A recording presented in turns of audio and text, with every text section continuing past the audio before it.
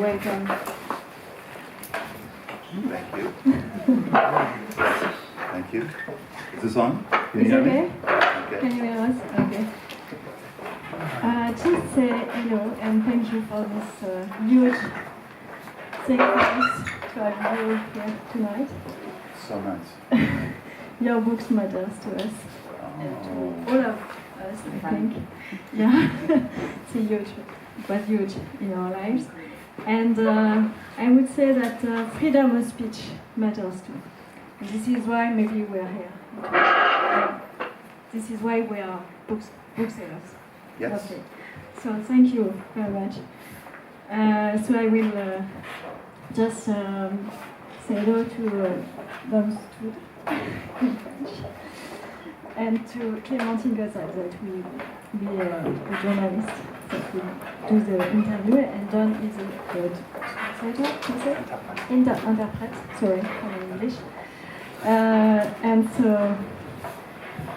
what's your time? Okay. Let's start. Okay. I'm going to lean into you. She's going to be talking. Voilà. He's going to be interpreting. And we'll see how it goes. Oui, et tout le monde comprendra. Okay. Si tout va bien. Okay.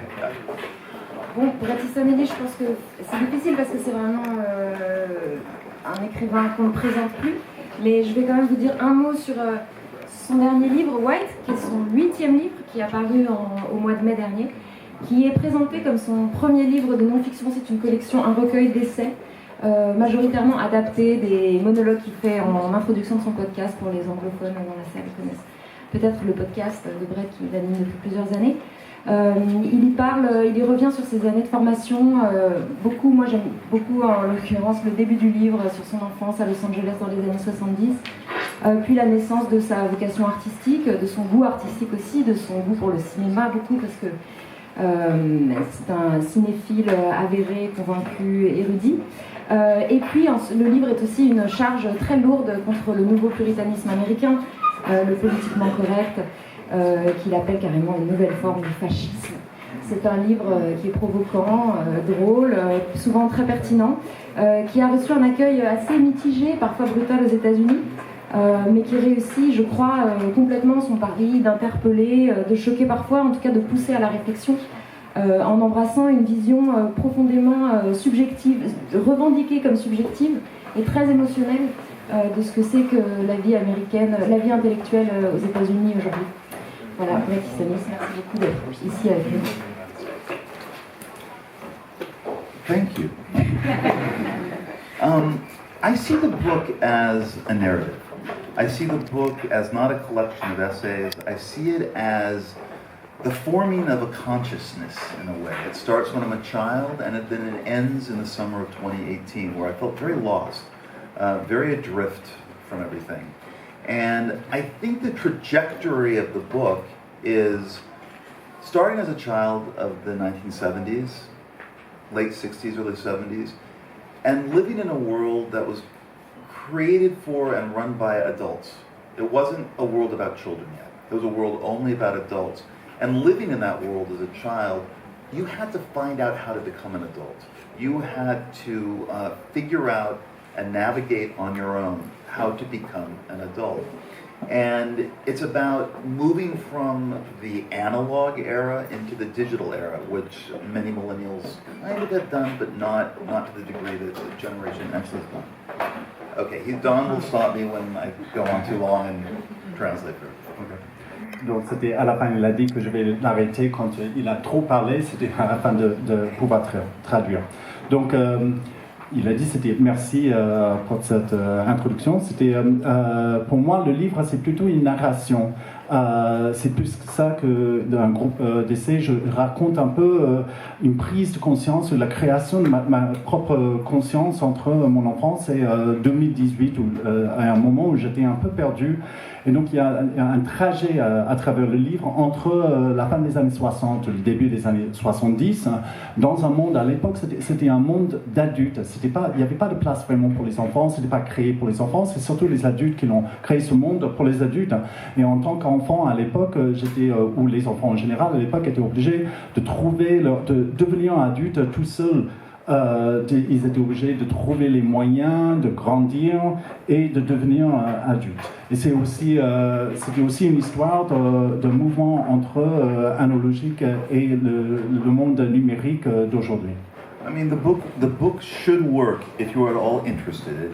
If you're interested in me at all, it should work as a kind of memoir about how, I don't know, how I wrote American Psycho, how I created Patrick Bateman, how I dealt with a controversy, and how I dealt with living with a millennial for a long time, and I still live with a millennial, and our differences and how we ultimately connected. So you know, in the U.S. it was considered a political book because sometimes I mentioned Trump. But mostly it's not about that. Mostly it's about how the culture has changed, how the culture that I lived in has changed from a culture that seemed very, very free, where you could express yourself in any way that you wanted to a place where there are now rules and there are suggestions about how you should express yourself. And that's very different from the world that I grew up in. Thank you. Donc, en fait, ça devrait vous intéresser. Si vous vous intéressez à moi un petit peu, c'était ce livre, vous pouvez le voir comme une sorte de mémoire sur ma vie. Je raconte un peu, je parle de American Psycho, de la création de Patrick Bateman.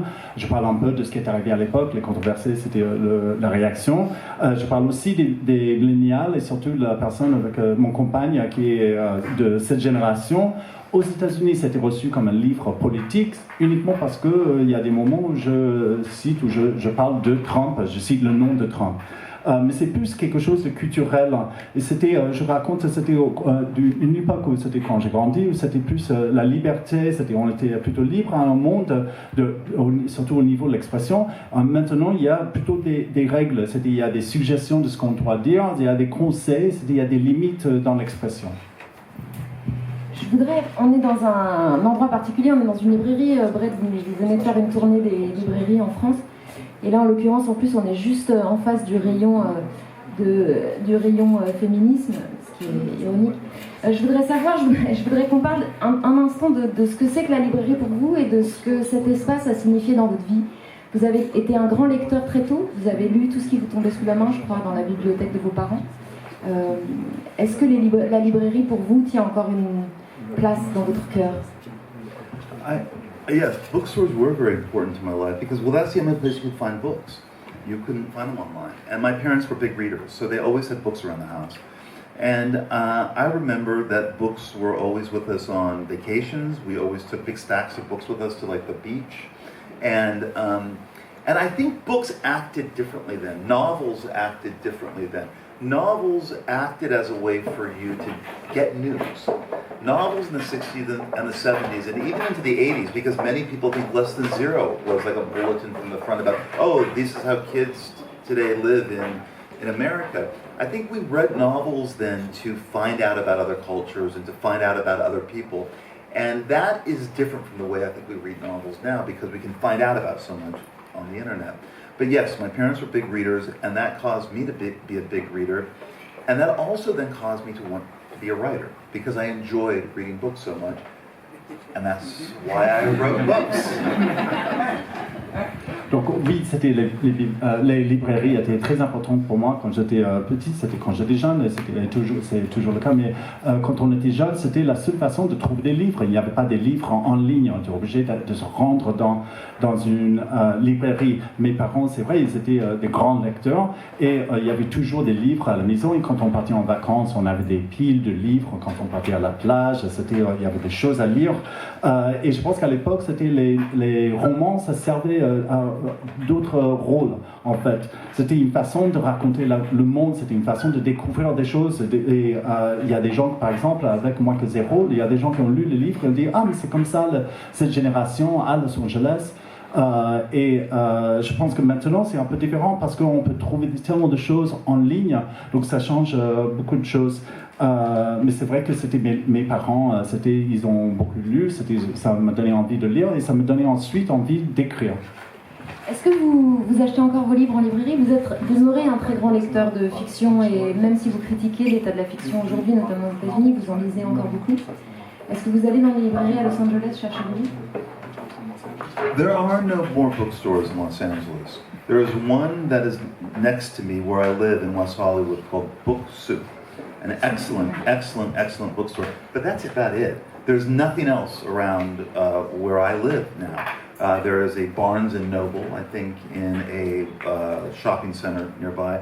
But I haunted bookstores as a child and as a teenager. And whatever money that I would get, I would spend on books. I became obsessed with books, and I would keep up with the newest bestsellers, and I keep up with the newest young writers that were being published. And so books really became my refuge in a way, and my refuge in a way from a kind of disappointment about life. My childhood wasn't that dark, but there was a very terrible marriage that was going to end in divorce. There was my father's alcoholism.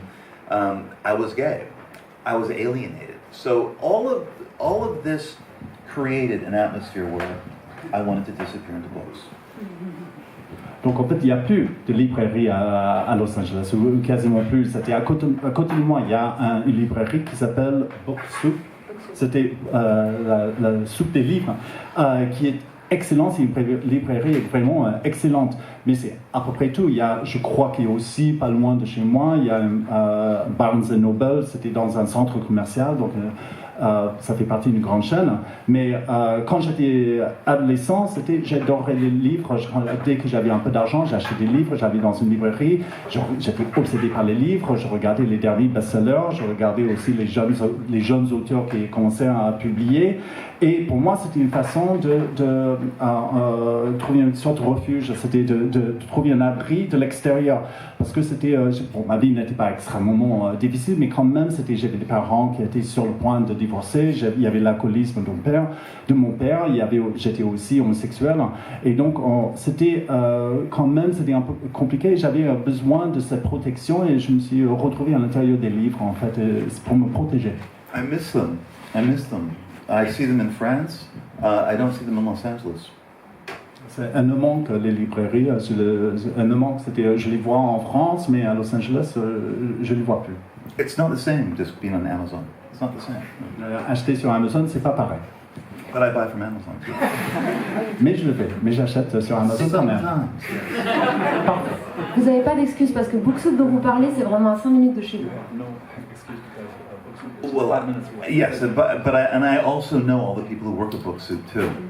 There's just sometimes late at night where it's just a bit easier, but usually I go to Book Soup.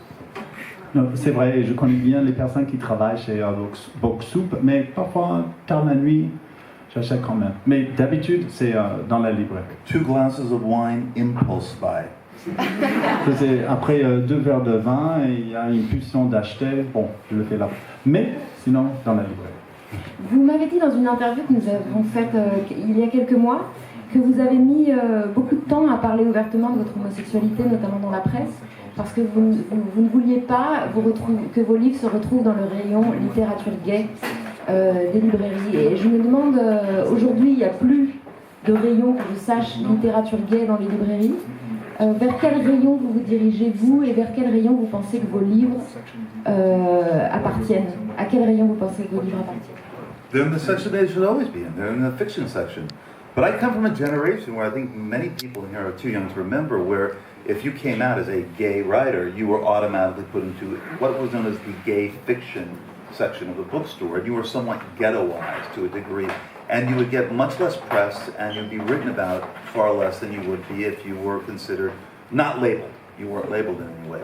So I knew that maybe it was a very cunning game I played with the press, but I didn't fully come out to the press as gay until about 2005, when I felt it was completely safe and I didn't care anymore, and I didn't care how it was being labeled. And I never cared how it was being labeled. I did care about how it was being labeled within the American publishing industry. And I guess I was canny enough to realize I'm not going to let that happen. I never pretended to be married or have a girlfriend, or I never pretended to be straight. I just played around with it a little bit. And I feel that my books were then taken, despite some of the gay content, in a very different way than if I had fully come out. So yes, fiction, it should all be fiction. Donc la réponse est dans le rayon fiction. Parce que c'est ça. C'est vrai qu'à l'époque, c'était dès qu'on disait qu'on était gay, on mettait directement dans ce qu'on appelait la fiction, les rayons fiction gay.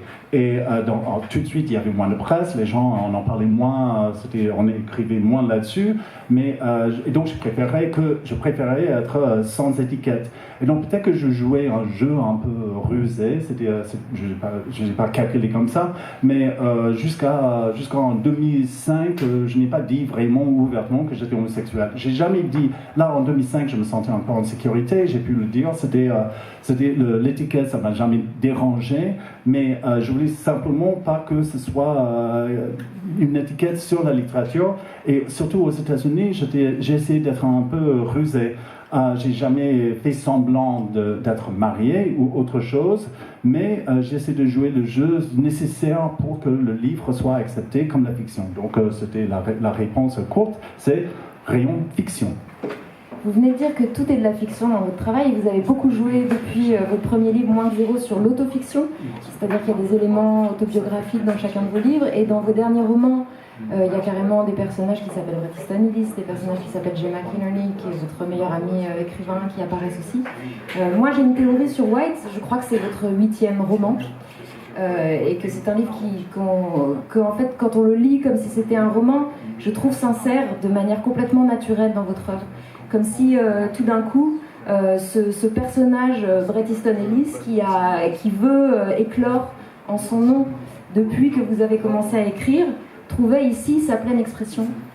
Est-ce que c'est un peu Cronenbergien comme analyse, mais est-ce que vous avez l'impression le personnage Bret Easton Ellis et Bret Easton Ellis se sont fondus en une seule personne?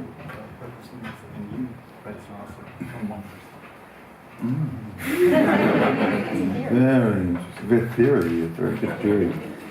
I toyed with this idea in a novel I wrote called Luna Park, which I published in 2005, where there is another Bret Easton Ellis, very much like myself, living in this kind of haunted house Stephen King novel. And the only way I could figure out how to write that book, after many years of trying, was to make this character, which was not me at first, just some anonymous writer, me. And I think that had to do a little bit with the fact that it was very difficult for me to accept not only the tropes of the haunted house novel, but also the novel itself. I was beginning to feel caged in by the novel, and I wanted to express something else. Yes. Good. Donc c'était une théorie très intéressante. En fait, j'ai joué surtout avec Luna Park. C'est un livre qui est sorti en 2005. Là, il y avait vraiment le personnage de Bret Easton Ellis. Là, il est dans une maison hantée, c'était un peu à la Stephen King. J'avais travaillé sur le livre, j'avais réfléchi à ce livre pendant très longtemps et j'arrivais pas vraiment à le construire. Au début, c'était simplement un auteur dans le livre, c'était un auteur anonyme, c'était pas du tout moi. Et j'avais du mal en fait à jouer avec, c'était le personnage d'un auteur, mais même avec l'idée du roman, ça commençait à être un peu difficile et je me sentais un peu piégé dans l'idée du roman en général. Is this the fullest expression of Bret Easton Ellis, I think is what you're asking. And in some way, I suppose it is. Yes, I want White to read as a narrative. I want it to read as, not as a novel necessarily, because it's about real events, real things that have happened to me, real things that are happening now, and I want you to keep turning the pages to a degree. But it is in a way I discovered while I was writing it, it's hard to get the real you on the page. And there's always a kind of distancing factor. And yet, maybe it is the fullest expression, but I think every novel that I've written is a full expression of who I am in that moment. You know, people ask me, why haven't you written a memoir before? Why haven't you written an autobiography? I think I have. I think if you look at all of the 6 or 7 books that I've published, that they make up an autobiography, that they are examples of where I was at a certain time in my life and what I was going through and what I was thinking about. Yeah. Donc en fait la question c'était est-ce que c'est l'expression la plus complète de Bret Easton Ellis? Et je pense que la réponse est oui. ce n'est pas un roman, c'est vrai, ce sont des histoires vraies, il y a quelque chose, c'était une vraie narration, mais je voulais quand même écrire quelque chose où on lisait comme une narration, comme une intrigue, et qu'on tournait les pages, et qu'on avait envie de tourner les pages. J'ai découvert dans l'écrivain que c'est très difficile, en fait, et je pense en général, c'est très, très difficile de se mettre en scène dans un livre, de créer son personnage et de se dévoiler complètement. Il y a toujours une distance entre soi et le personnage qu'on crée. Mais est-ce que je pense que donc effectivement c'est l'expression la plus complète de moi, mais je pense que chaque livre c'est une expression complète de moi au moment où j'écris le livre. Il y a beaucoup de gens qui m'ont demandé pourquoi est-ce que j'ai pas écrit des mémoires avant, pourquoi est-ce que j'ai pas écrit une autobiographie, et la réponse pour moi c'est que je l'ai fait. Si on prend l'ensemble de mes 6-7 romans, il y a mon histoire qui est... White is just the latest installment. Donc c'était le White, c'est simplement le dernier épisode. Vous avez dit dans une interview que tous vos livres commençaient avec un personnage qui devenait une sorte de véhicule au travers duquel vous pouviez interroger vos souffrances et vos doutes, et qu'ensuite avec le personnage venait une voix. Et je me demandais si le processus avait été le même pour White, parce qu'il y a vraiment une voix dans White qui est adaptée des monologues, des podcasts, mais il y a clairement une voix qui est très travaillée, qui est travaillée d'un point de vue littéraire, il me semble. I didn't start it that way. Every book does start with actually a feeling of pain. That's where all of the novels come from. I'm confused about something, I feel hurt about something, I'm in pain. And this is from Less Than Zero onward, whether it was about the alienation I felt as a teenager, all the way up to Lunar Park, where I was still processing feelings about my distant father who had passed away. And I was still having conversations with him in my head. And Lunar Park was a way to relieve myself of that. And by the time I finished Lunar Park in those final pages, I had let go of my father. And that's how every book worked. Every book was a way of moving through confusion and pain that was in my life.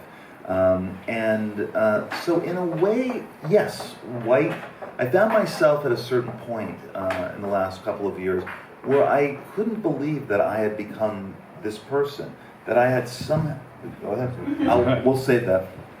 Donc, non, pas tout à fait, pas ce livre-là. C'est vrai que tous les autres livres, ça commence par, vous avez dit personnage, mais plutôt, je dirais plutôt un sentiment. C'était un sentiment de doute, de problème de compréhension, de douleur. C'était à partir de moins que zéro que je me sentais un peu marginalisé en tant qu'adolescent jusqu'à Lunar Park. Ça commençait avec un sentiment, c'était le fait que mon père, j'avais toujours pas vraiment intégré le fait vraiment aller au-delà du fait qu'il était mort. Donc j'ai pu me soulager à travers ce livre, et à la fin, quand j'ai terminé Lunar Park, j'ai terminé d'écrire le livre, en fait j'ai pu quitter ce sentiment, j'ai pu passer à autre chose par rapport à mon propre père. Donc c'est vrai que c'était avec ce livre, il y a une certaine narration, il y a une certaine voix dans ce livre. No, but yeah, and in White, because it was nonfiction, it wasn't necessarily the same process. And some of White is taken from a few pieces that I've written over the past 20 years that I have repurposed into this overall essay, and a lot of it has been taken from recent podcasts that I've recorded. So it wasn't necessarily the same as it was with the novels, but it ultimately was in terms of working on this book for a year. And finally, I think the difference is that I landed as confused as I was in the beginning in some ways. That I started this book out with a way of trying to figure out, okay, why am I here? And if you read the very first page, it's kind of about my anger and confusion with social media and how angry everybody is. And then it ends at a certain another place. Pas moins en colère. Si je peux faire un spoiler. No. Donc, puisque c'est une fiction, c'est différent. J'ai repris en fait quelques articles que j'avais écrits, c'était depuis des années. J'ai retravaillé ces articles, puis ensuite j'ai pris des podcasts qui sont plus récents. Donc, c'est pas exactement le même processus parce que c'est pas la fiction. Mais en fin de compte, c'est à peu près la même chose parce qu'au bout d'un an, je me suis rendu compte en réfléchissant que j'étais aussi perdu que quand j'ai commencé le livre. Quand j'ai commencé le livre, je me questionnais sur ma place dans la vie. C'était là où on était, tout le monde dans la vie, les problèmes dans la vie, les problèmes, si on lit la première page, ça commence avec je suis en colère contre les réseaux sociaux, et à la fin du livre, je suis ailleurs. Vous avez parlé dans votre introduction du fait que White, c'est aussi un livre sur une culture qui change. Et la forme de votre livre me semble embrasser d'une certaine manière notre capacité d'attention toujours réduite. C'est-à-dire que c'est un livre qu'on peut lire à la différence d'un roman. On peut en lire un chapitre ici, un chapitre là, on peut le lire dans le désordre éventuellement même. Est-ce que vous croyez que d'avoir choisi cette forme-là, c'est aussi le résultat d'un déficit d'attention de votre part? Est-ce que vous êtes victime, comme nous tous, des réseaux sociaux et d'une capacité d'attention de plus en plus réduite?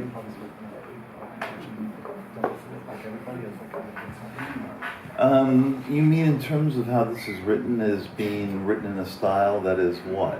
In short parts. Well, I've always worked that way. I've always worked in a way where I do want to communicate an idea to the reader, and I do want it to be as clear and concise as possible. So I think I've always worked to a degree where the book is paced in a way that you can get your bearings and that you can understand where I'm coming from, even if you're not that familiar with me. That's always been a way I've worked, and that comes from writers like Hemingway, and that comes from Joan Didion, who was a very well-known American author who's not that well-known yet, or maybe ever. But that's just my style. Je pense que j'ai toujours été comme ça. En fait, j'ai toujours voulu, c'était même dans mes romans, depuis le début, j'ai toujours voulu être clair, être assez succinct. J'ai cherché un rythme où ça donne aux gens la possibilité de comprendre, même s'ils ne connaissaient pas forcément mon style, mes livres, même s'ils ne connaissaient pas forcément le sujet. Ça vient des auteurs comme Hemingway, par exemple.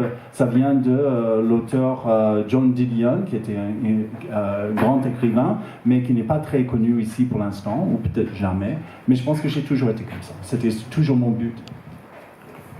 Est-ce que 6 mois après la sortie du livre aux États-Unis, ou oui, pas loin de 6 mois, vous comprenez les réactions au livre, le livre a été assez durement reçu dans votre pays, a rencontré en fait exactement ce qu'il était censé susciter, c'est-à-dire de l'indignation.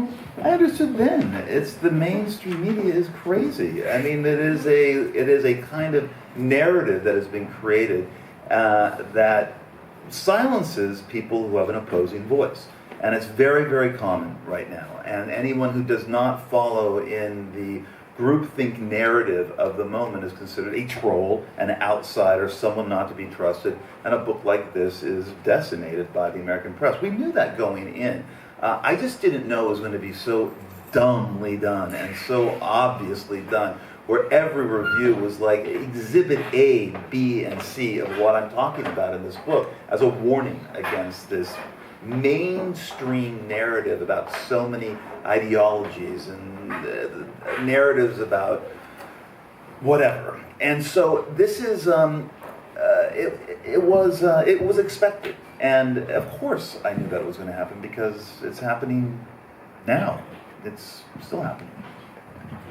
Donc, évidemment, je le savais quand le livre est sorti, je le savais avant la sortie du livre. C'est parce que les médias populaires, la presse, c'était de tous les jours, c'est toujours comme ça, c'était ils essaient de faire taire les voix discordantes, les voix avec l'opposition, et ça toujours, ils veulent exclure des gens, les gens qui disent autre chose, et je savais que j'allais être attaqué, je savais que ça allait être critiqué. Ce qui m'a surpris, c'était à quel point c'était stupide, c'était bête la façon de m'attaquer. C'était à chaque fois qu'il y avait un article que je lisais, c'était une démonstration d'exactement ce que je disais dans le livre. C'était A, B, C, bon, voilà ce que je disais dans le livre, vous venez de le faire en attaquant mon livre. Mais je m'y attendais même avant la sortie du livre. But you have to understand, I've always been an outsider. I've always been an outsider. People don't remember this, but Less Than Zero, when it was published, got terrible reviews and many editorials about how can an American publishing house publish the rantings of a 20-year-old drug addict. I mean, what has publishing come to? This is a new low in publishing. And then, of course, American Psycho was canceled by a publisher and hated by about 100% of the mainstream press. So I'm quite used to this. This is nothing new in terms of how I am being, how people react toward my work. It's just part of how it's been for 35 years. Donc j'ai toujours été à l'extérieur, j'ai toujours été un outsider. C'était les gens, ils s'en souviennent pas, mais depuis moins que zéro, c'était tout au début, c'était attaquer les gens, on détestait, on disait mais comment est-ce qu'une maison d'édition peut publier un livre où il y a un toxicomane, c'était adolescent, c'était américain, et c'était avec American Psycho, ils ont annulé la publication et 100% des critiques étaient négatives. Et donc c'est pas du tout nouveau pour moi, j'ai ça et j'expérimente ça depuis 35 ans. Donc du coup, à aucun moment vous avez imaginé ce livre comme un outil qui pourrait servir à convaincre? I'm not there to convince anybody. I'm just telling a story. I'm telling people about what I've been feeling and what I've been noticing the last 3 or 4 years, and talking about how things have changed to a degree. My role is not necessarily one to, I don't know, be a role model or to teach people how to feel. It's an opinion. It's one side of the aisle, and you can read it and either be swayed by it or be interested by the incident and the drama in the book, or not be interested in it. But my job is not to be an editorialist. Non, c'était pas du tout, j'ai pas envie de convaincre, je vois pas mon rôle comme ça. Tout ce que je vais faire avec ce livre, c'est raconter une histoire, c'était de raconter ce que je ressens depuis 3-4 ans et de parler des changements dans la société. Je ne me vois pas comme une référence, comme un modèle pour d'autres personnes. Tout ce que je fais, c'est que j'exprime une opinion et vous pouvez écouter l'opinion, vous pouvez être convaincu, vous pouvez refuser l'opinion, vous pouvez rejeter l'opinion. J'espère que l'histoire, l'intrigue, ça vous intéresse, mais si ça ne vous intéresse pas, tant pis. Mais moi, je ne vois pas comme quelqu'un qui doit convaincre. What my fantasy has always been during this tour is that you just ask Don the question, and he can answer it however he feels. And I'm not going to say anything. We're getting there. And I think that Don will be saying very interesting things like, "This book is bullshit. I can't believe this book." And I have to say these things. But anyway, I digress a little bit, but sometimes I wish Don was doing the answers. Donc, mon rêve, en fait, c'est qu'on arrive au point où vous posez des questions et moi je réponds pas. C'est l'interprète Don qui répond directement aux questions et qui dit ce qu'il pense. Il pourrait inventer ce qu'il veut. Il peut dire, mais c'était en fait le livre, c'est la merde, je déteste. Mais comme ça, je peux me reposer. Je vous laisse poser des questions. All these things I have to say that Brett is saying. Et puis, c'est toutes ces choses que je dois dire, que Brett il dit, qu'est-ce que c'est prise de tête. Anyway. Bon. La France, vous êtes une star en France. Franchement, quelle foule, un jour de semaine. Et vous revenez d'une tournée qui a été un succès apparemment spectaculaire. Des centaines de personnes se déplacent pour vous voir et pour vous faire signer vos livres. La France est un pays aujourd'hui que vous connaissez bien. Est-ce que vous avez l'impression de comprendre vos lecteurs français ou qu'ils vous comprennent mieux que vos lecteurs américains?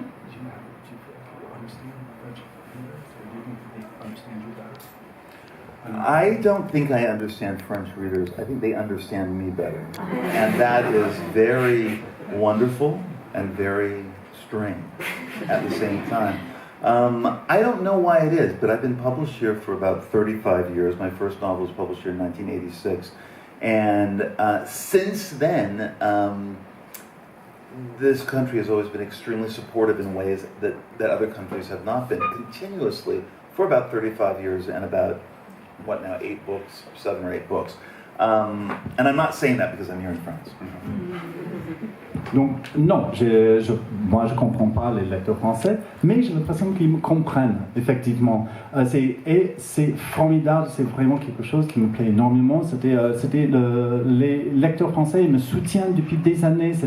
J'ai publié ici la première fois, c'était il y a 33 ans, en 1986, et depuis ce moment-là, j'ai l'impression que les lecteurs en France, ils me soutiennent sans cesse. Donc pendant 6, 7, 8 maintenant livres, c'est très agréable, j'aime beaucoup, c'est quelque chose qui me touche vraiment. Je dis pas ça simplement parce qu'on est en France. Hein, Est-ce que ça confirme l'opinion que vous avez des Américains? What is my opinion on Americans, do you think? Pas génial. Donc, quelle est mon opinion des Américains à votre avis, si vous posez la question? Pas super. No. I do think. I think there are that America has great possibilities, and there are great voices in America. I think we're in this very divided moment right now, where everyone just seems to be very angry and unfocused because of their anger. And I talk about this in the last chapter of White. That when you get so angry at something, you lose your judgment. You lose judgment. You lose perspective. And I think that's what's happened in America right now. I think people have gotten so angry, they have lost their sense of reality.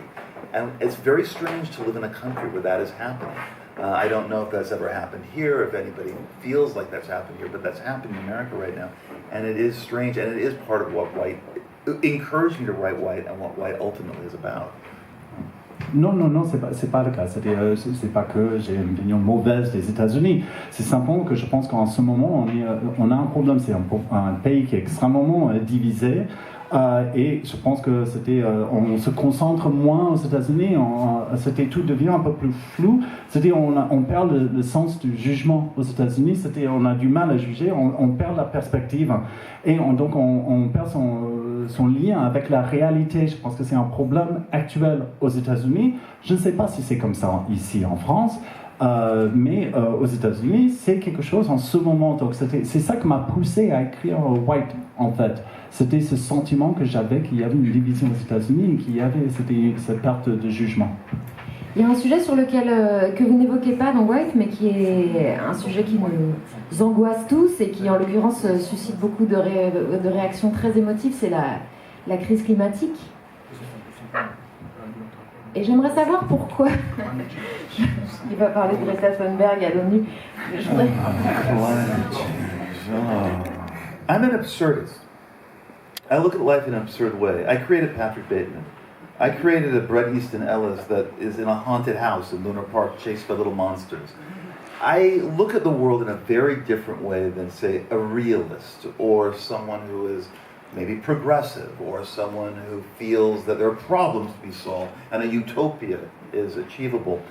I'm not the person to come to ask about climate change.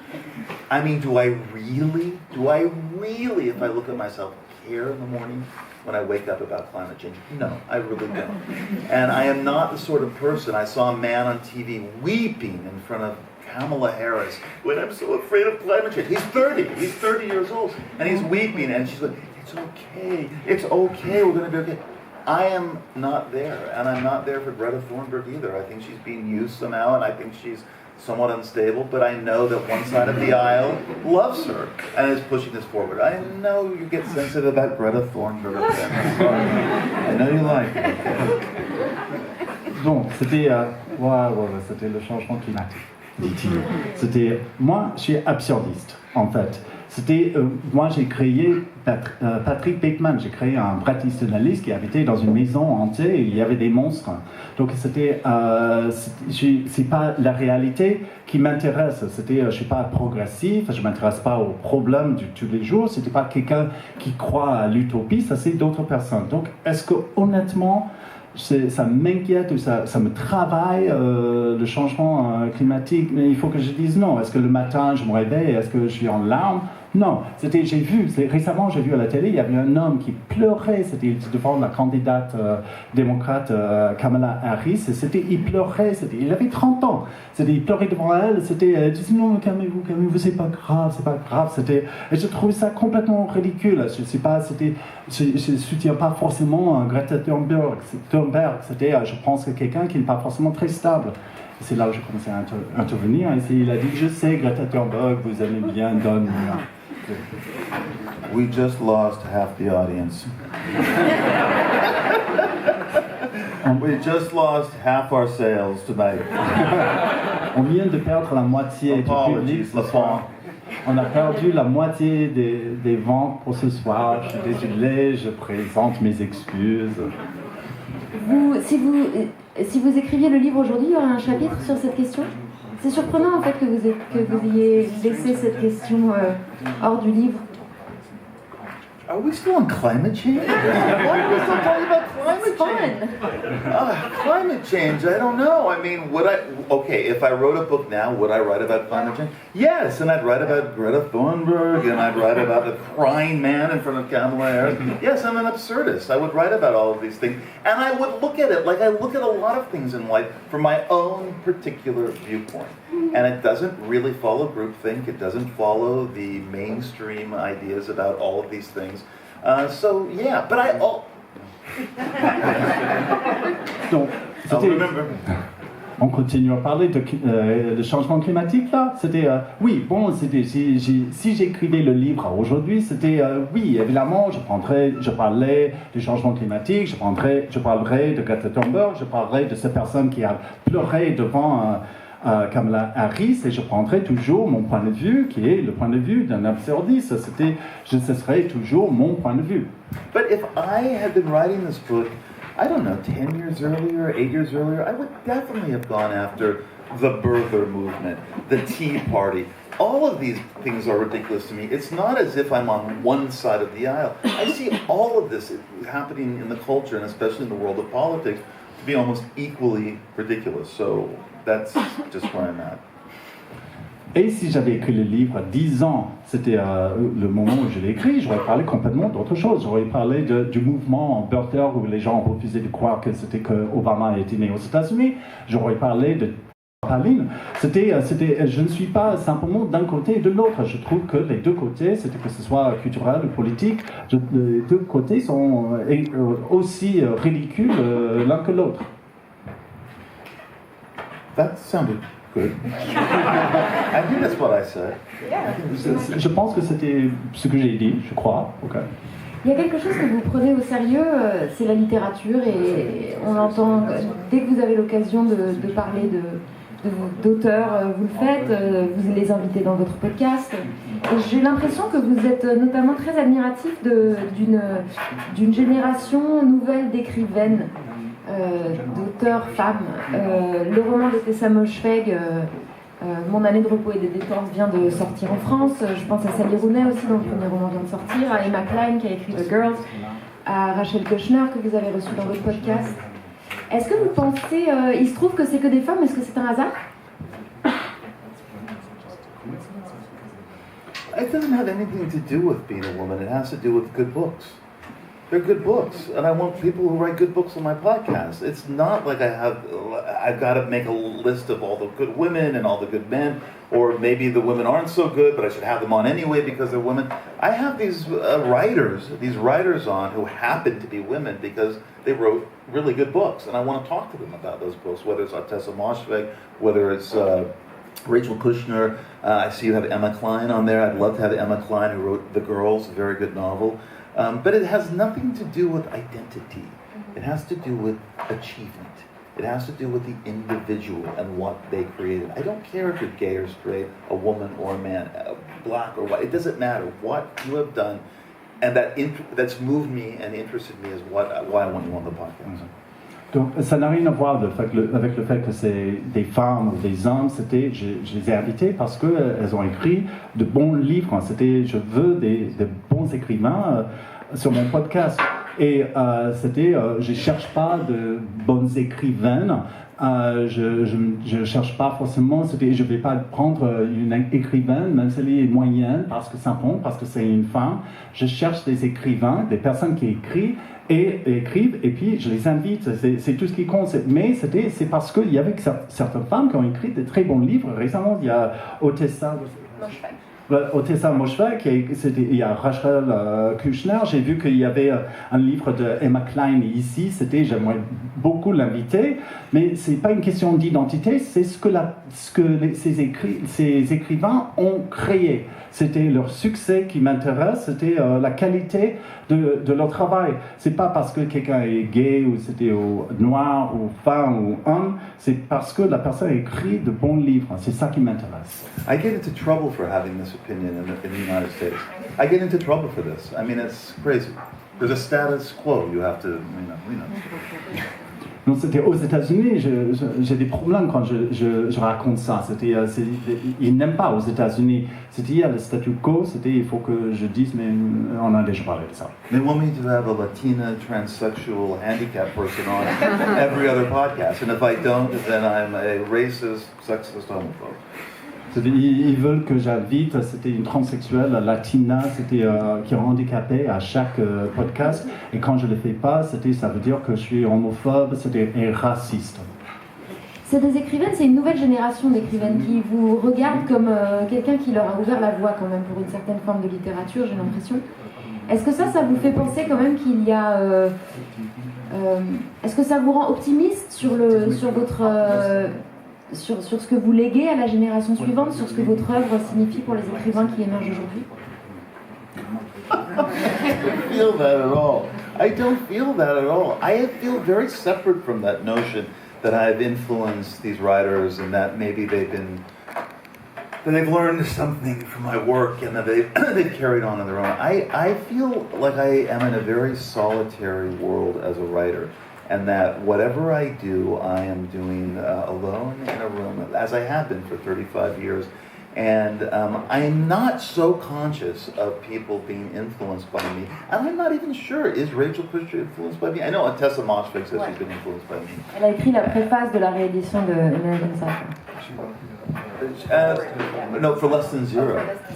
Tessa Moshfegh wrote an introduction for Less Than Zero.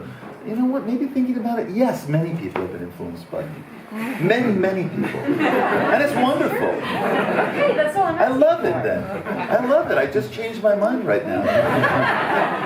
Donc, la réponse était non, j'y pense pas. Je me sens vraiment très loin de cette histoire d'influence. J'ai pas l'impression d'avoir influencé qui que ce soit. Quand je travaille, pour moi, c'est quelque chose d'extrêmement solitaire. Je me retrouve tout seul en tant qu'écrivain. C'est ce que je fais depuis 35 ans. Je suis tout seul, je suis dans une pièce. Je suis pas conscient du fait d'avoir influencé qui que ce soit. Mais est-ce que c'est vrai? Est-ce que j'ai vraiment influencé ces personnes? C'était Rachel Kushner. Est-ce que je l'ai influencé? C'est vrai, Otessa, elle a écrit quelque chose, elle le dit. Mais et maintenant, ensuite il a dit, maintenant, vous le dites, c'était peut-être que oui. Je pense que oui, effectivement, j'ai influencé énormément de monde. Je viens de changer d'avis. Voilà. Je pense qu'on a le temps pour quelques questions du public. Si vous... Ah bah voilà, vous êtes devant moi. Merci. Je peux dans le français. Bonsoir. Alors, vous avez écrit dans vos premiers livres, Moins que zéro, Livre de l'attraction, etc., sur la génération des années 80, ces jeunes qui se droguaient à la cocaïne, qui regardaient MTV en boucle, etc. Ils sont depuis devenus les parents de la nouvelle génération. Alors, celle que vous décrivez dans White, ce sont les millennials, ou alors ce qu'on appelle les social justice warriors. Ces personnes qui se reconnaissent dans des combats comme l'antispécisme ou véganisme, etc. Est-ce que pour vous, il n'y aurait pas matière peut-être à élaborer un roman sur cette nouvelle génération ou alors la transition entre justement ces deux générations?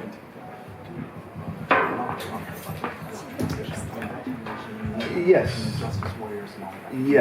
I don't know if I'm so interested in using the novel as that medium to write about my feelings about those things anymore. I certainly felt that way when I was writing American Psycho, for example, and I was thinking about late 80s capitalism and the Reagan years and yuppies and being lost in a society that I didn't belong in. I don't know anymore if I see the novel as that. I see the novel as stylish entertainment, as something that I want to be enveloped by. I don't know if the novel still works for me as a place for ideas in the same way that it used to do when it was much more the center of the intelligentsia in the United States. Donc, je ne sais pas, je pense pas, je vois plus le roman comme ça. C'est vrai que je pense pas que ce soit un médium pour raconter, pour donner des messages. C'est vrai que ou pour évaluer certaines choses. C'était à l'époque, c'est quand j'ai écrit American Psycho, c'est vrai que j'y pensais. Je parlais des années 80, du capitalisme, des années Reagan, des yuppies. Mais je pense que je le vois plus. Je ne sais pas si je vois le roman toujours de la même manière. Pour moi, je pense que maintenant, le roman, c'est plutôt une distraction stylisée. C'est pour se faire plaisir, c'est mon point de vue. C'est comme ça que je vois le roman aujourd'hui. Mais dans le temps, c'était vrai que je le voyais comme ça. I love novels. I'm reading novels now. I'm reading James Baldwin's Another Country, which I've never read before. It's amazing. And every morning is 40 pages of pleasure. I love it. But I don't know if I'm looking, I love it not because necessarily of the ideas, but I love the expression of it. And that's how I've always been. So I don't know if I would use the book just as a format to complain about, or my negative feelings about helicopter parents or millennials. J'adore les romans, j'adore lire. C'était là en ce moment, je suis en train de lire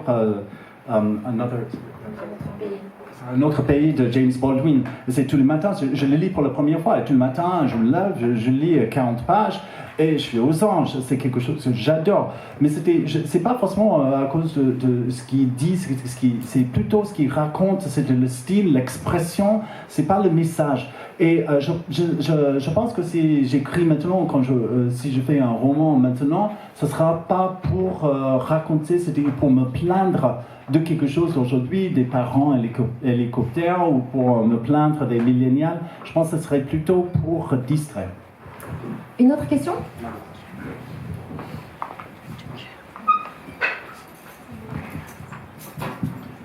Bonjour. Je voulais savoir si vous aviez l'intention à nouveau de réaliser une série ou écrire un scénario pour le cinéma comme vous aviez fait auparavant. Et est-ce que vous avez aimé évoluer changer de médium à ce moment-là? I don't know. I mean, I've been trying to do that for the past 10 years, and nothing's happened. Maybe some iffy movies.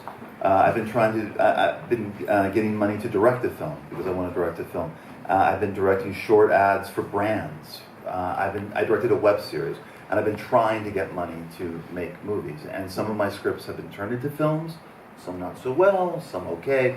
But it's been something that I've been doing for the last 10 years. 7 TV series that I was working on, none of them got made. It's a very tough business. Donc, en fait, j'essaie de le faire depuis 10 ans. Je travaille là-dessus. Il n'y a rien qui se concrétise vraiment. Sauf peut-être quelques films qui sont un peu comme ça. Et j'aimerais bien réaliser. C'était des films.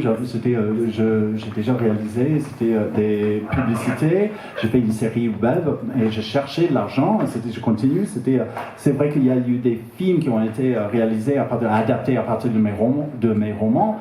Il y en a qui étaient bons, il y en a qui étaient moins bons, mais ça fait longtemps, ça fait 7 ans que je travaille sur des scénarios pour la télé, il n'y a rien qui se concrétise. But it's been 10 years between books. 10 years I haven't published a book. This is the first book in 10 years. And I have to say, after working in Hollywood for 10 years, I don't know if I want to do it anymore. And I do think about writing another memoir, another book that's along the lines of White, but much more connected to the cinema of my youth, the cinema of my adolescence, and how those movies changed me. That's a book I want to write. And I do want to write a novel that takes place before Less Than Zero, in my high school years, 1980, 1979, and some terrible things that happened to me. And some friends I know during those years, and turning that into a novel. I've been thinking about that novel a lot for 12 years, and these few incidents that happened. So I think that might be next. Who knows? Donc ça fait 10 ans que j'ai pas écrit de livre. En fait, c'était le premier livre que je sors depuis 10 ans. Et pendant ce temps, j'étais à Hollywood. Et je ne sais pas si je veux y retourner, en fait. Ça commence à me travailler. J'ai envie d'écrire une autre mémoire, quelque chose d'autobiographique. Mais cette fois-ci, peut-être c'était sur le cinéma. C'est quelque chose les films que je regardais quand j'étais petit, qui m'ont influencé quand j'étais adolescent, comment le cinéma m'a changé.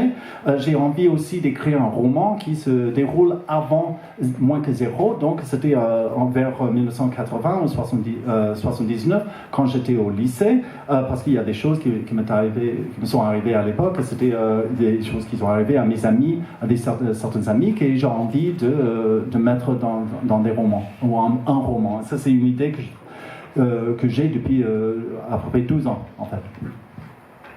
Oui, bonsoir. I'm Daniel. I'm French, but I can ask the question in English, maybe. Okay. One comment first. I am one of your French readers and admirers, and I'm very impressed to be able to listen to you thanks to the library ici. One comment first. You mentioned that you don't understand why you are so famous in France, but to me, it strikes me whenever or each time I listen to you, you sound very French, the way you think. Interesting. Really? No, I would not pick that, but hearing it from someone here, yeah, maybe it's that's not very what easy to explain, but Yeah. I don't have time to do it Okay, anyway. it's okay. No worries. But then one question, Mr. Ellis. You said that, and I am very surprised, that while you live in California, there is not one single bookstore in the surroundings. So is it the failure of the so-called e-books first?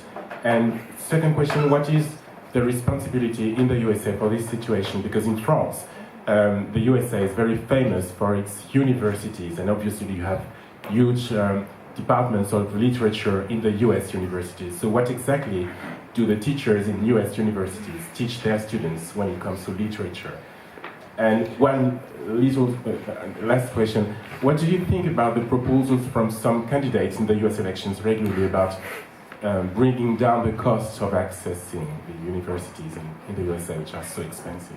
Or do you see a relationship there? Oh, where to begin? Oh, translate for the audience, yes. Donc je vais résumer un petit peu. C'était déjà, il a dit, ça m'étonne un peu. C'était vous dites que vous comprenez pas pourquoi vous êtes apprécié en France, mais en fait je trouve que vous êtes très français. C'était quelque part, il a dit, hop, je ne pense pas, mais maintenant je le pense parce que vous le dites, je suis en France.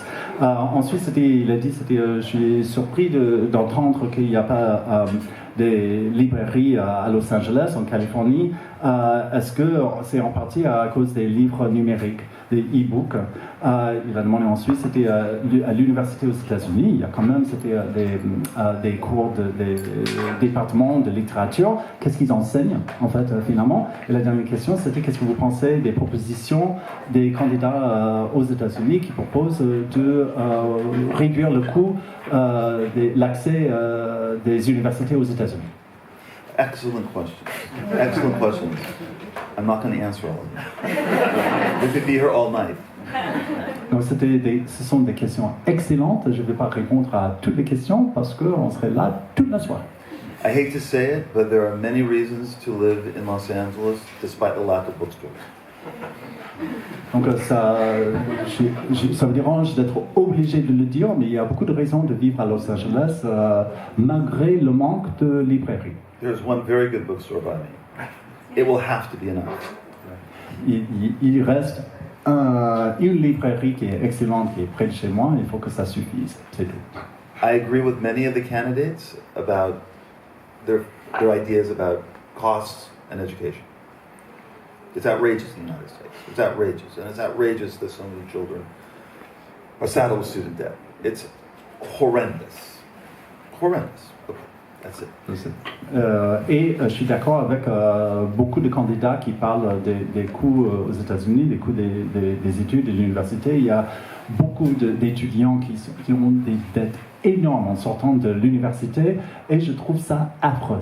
C'est complètement ridicule. C'est vraiment quelque chose d'affreux d'avoir ces jeunes qui ont ces dettes aux États-Unis. One of the only things I agree with them on. Et donc je suis d'accord avec eux là-dessus. C'est peut-être l'une des seules choses.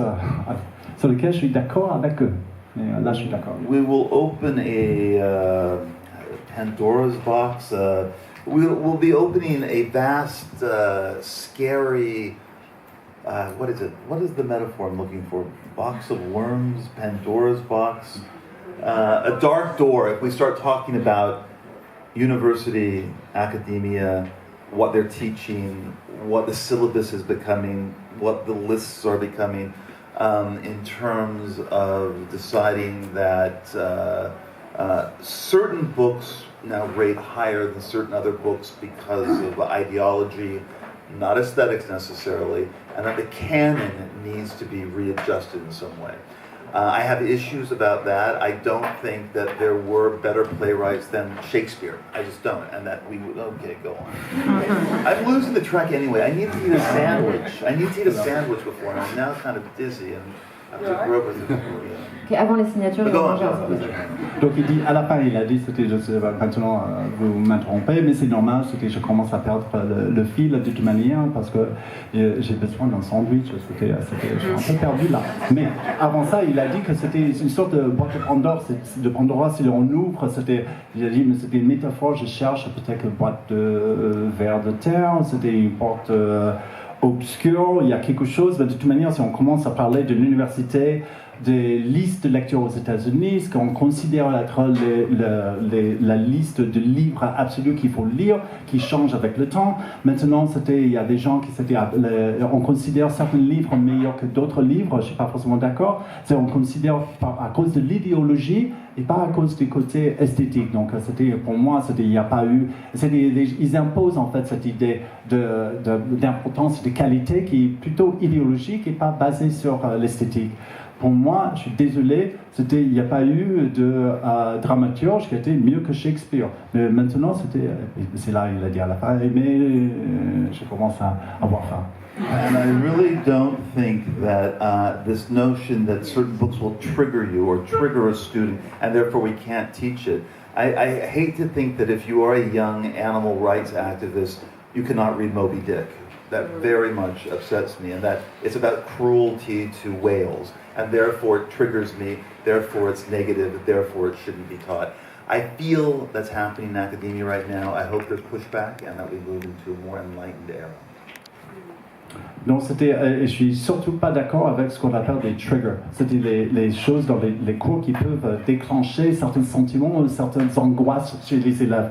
Je pense pas, même si on soutient on soutient les animaux et on est contre la cruauté contre les animaux, je pense qu'on peut quand même apprécier le livre Moby Dick. Et quand même, on dit aux gens, ça peut vous angoisser, il faut peut-être pas lire ce livre. Je pense que quand même, on peut lire des livres de ce genre, même si on n'est pas d'accord. C'est-à-dire parce qu'il y a la cruauté contre la baleine dans le livre. Et donc, mais je pense qu'il y a quand même une réaction dans l'autre sens. En ce moment, les gens commencent à rejeter cette idée de déclenchement d'angoisse. Donc ça, c'est une bonne chose. My God, how long have I been talking? Non, it's over. On va finir sur cette note d'espoir. Non, mais en plus, c'est parfait de... Mais ça fait combien de temps que mon Dieu, ça fait combien de temps que je parle là? Elle a dit, mais c'est terminé, c'est bon. Non, c'est le moment de dire merci. Restez parce que ceux qui veulent faire signer leurs livres, Brett va signer des livres. Et voilà, merci beaucoup.